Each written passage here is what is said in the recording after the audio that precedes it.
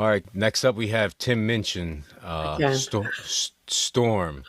Yeah, so Tim's kind of throw us for a little loop so far on the first two. So let's see where he takes us, I'm scared. and excited at I the think I same can time. speak for contemporary males.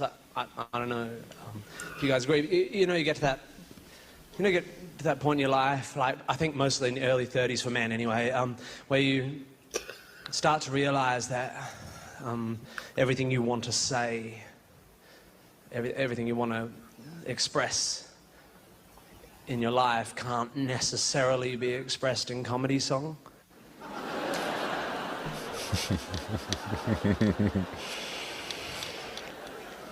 And I think it's at this point in your average man's life when he might choose to write a 9-minute beat poem.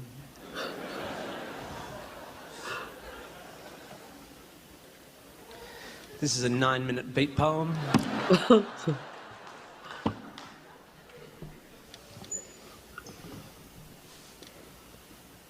It's called Storm.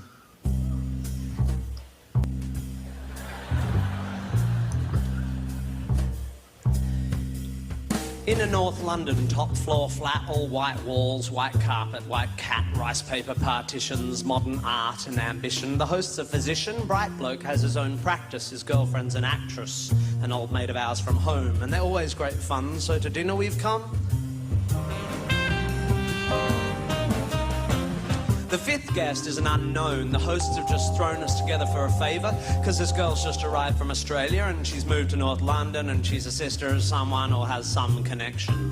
As we make introductions, I'm struck by her beauty. She's irrefutably fair, with dark eyes and dark hair. But as she sits, I admit I'm a little bit wary, because I notice the tip of the wing of a fairy tattooed on that popular area just above the derriere. And when she says, I'm Sagittarian, I confess a pigeonhole starts to form and is immediately filled with pigeon when she says her name is Storm. Conversation is initially bright and light-hearted, but it's not long before Storm gets started. You can't know anything. Knowledge is merely opinion. She opines over her Cabernet Sauvignon vis-a-vis some unhippily empirical comment made by me. Not a good start, I think. We're only on pre-dinner drinks, and across the room my wife widens her eyes, silently begs me, be nice. A matrimonial warning not worth ignoring, so I resist the urge to ask Storm whether knowledge is so loose weave of a morning when deciding whether to leave her apartment by the front door or the window on her second floor.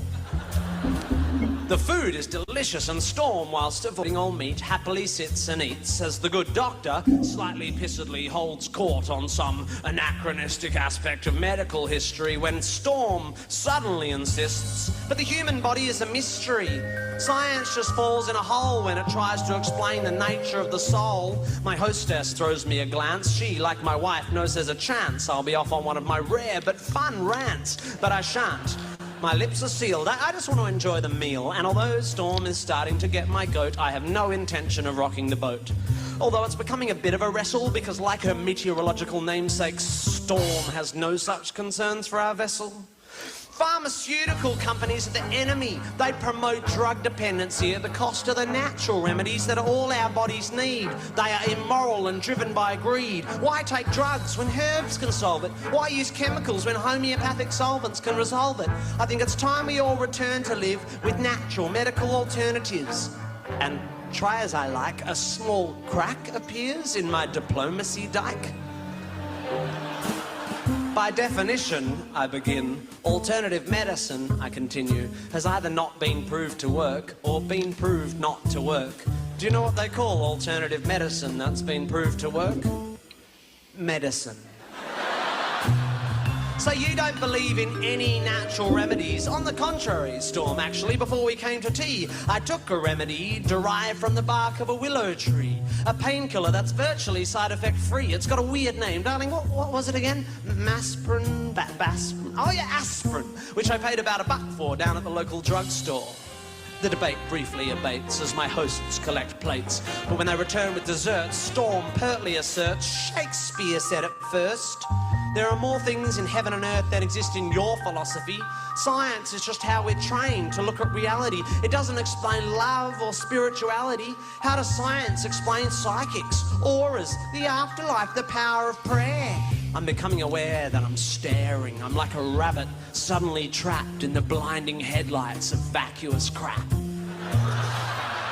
Maybe it's the Hamlet she just misquaffed, or the 6th glass of wine I just quaffed, but my diplomacy dyke groans, and the asshole held back by its stones can be held back no more. Look, Storm, sorry, I don't mean to bore you, but there's no such thing as an aura. Reading auras is like reading minds, or tea leaves, or star signs, or meridian lines. These people aren't applying a skill. They're either lying or mentally ill. Same goes for people who claim to hear God's demands, and spiritual healers who think they've got magic hands. By the way, why do we think it's okay for people to pretend they can talk to the dead? Isn't that totally fucked in the head, lying to some crying woman whose child has died and telling you you're in touch with the other side? I think that is fundamentally sick. Do we need to clarify here that there's no such thing as a psychic? What are we, fucking two? Do we actually think that Horton heard a who? Do we still believe that Santa brings us gifts, that Michael Jackson didn't have facelifts? Are we still so stunned by circus tricks that we think the dead would want to talk to pricks like John Edward? Storm, to her credit, despite my derision, keeps firing off cliches with startling precision, like a sniper using bollocks for ammunition. You're so sure of your position, but you're just closed-minded. I think you'll find that your faith in science and tests is just as blind as the faith of any fundamentalist. Wow, that's a good point. Let me think for a bit. Oh, wait, my mistake. That's absolute bullshit.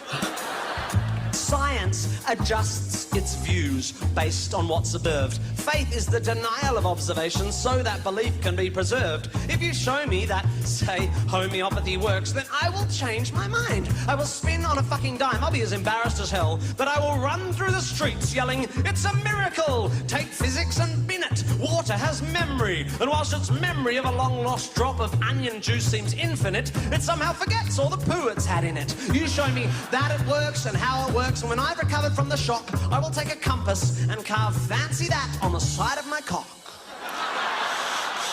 Everyone's just staring now.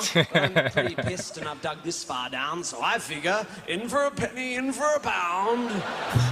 Life is full of mysteries, yeah, but there are answers out there, and they won't be found by people sitting around looking serious and saying, "Isn't life mysterious? Let's sit here and hope. Let's call up the fucking Pope. Let's go watch Oprah interview Deepak Chopra."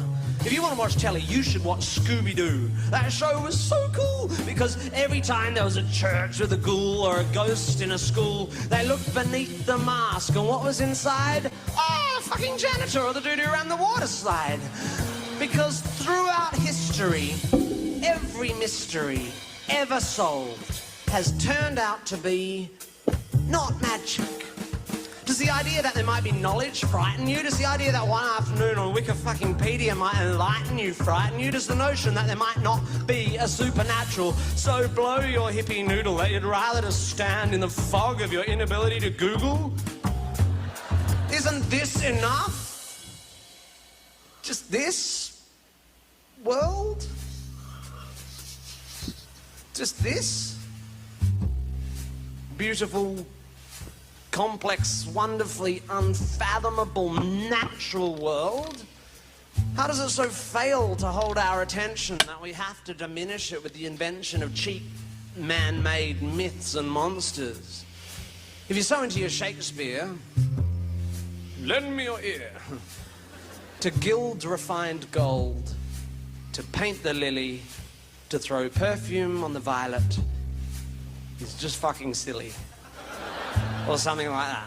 Or what about Satchmo? I'll see trees of green, red roses too. And fine, if you wish to glorify Krishna and Vishnu in a post-colonial, condescending, bottled up and labelled kind of way, then whatever, that's okay. But here's what gives me a hard on. I am a tiny, insignificant, ignorant bit of carbon.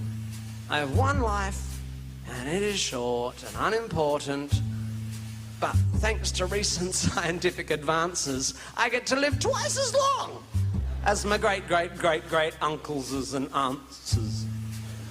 Twice as long to live this life of mine. twice as long to love this wife of mine, twice as many years of friends and wine, of sharing curries and getting shitty at good-looking hippies with fairies on their spines and butterflies on their titties.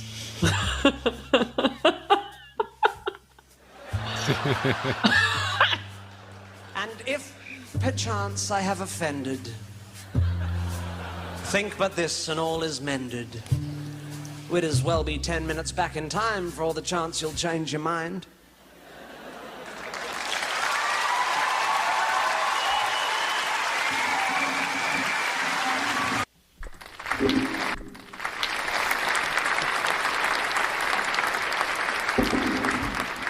So yeah, I feel like we saw yet another side of him.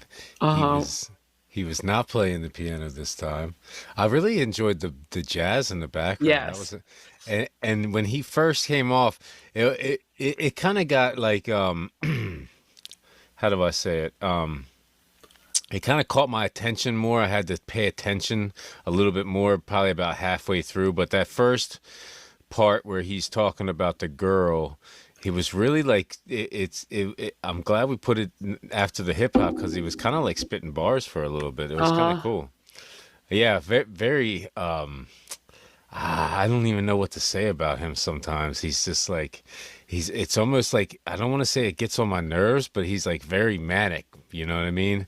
Very manic at times. And it's like anxiety inducing, but I like it. It holds my attention, you know? Yeah, he's telling a story in this one. The jazz is a nice touch, and Hmm. I don't know, it was just a little less shocking for me. So I think this might have been my favorite one. Yeah. Okay, guys, moving on.